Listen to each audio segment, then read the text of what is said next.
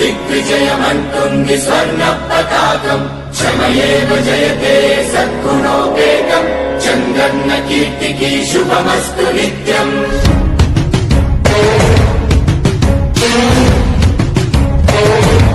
ఇక్కడ గాని రాజధాని కడితే విజయవాడ, గుంటూరు ఈ 2 సిటీల మధ్యలో ఉండే గ్రామాలన్నీ కలిసిపోతే ఒక ఆదర్శమైన రాజధాని, ప్రపంచంలోనే గుర్తింపు వచ్చేడుగా, తెలుగువాడు కారం లేపుకొని తిరిగేడుగా చేయాలనేది నా సంకల్పం.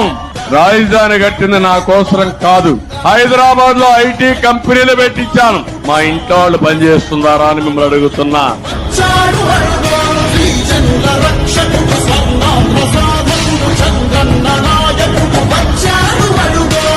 6 లక్షల మందికి ఫీజు ఇవ్వలేదు. పోస్ట్ గ్రాడ్యుయేట్ పిల్లల్ని, ఎస్సీ, ఎస్టీ, బీసీ పిల్లలకి ఫీజులు ఇవ్వకుండా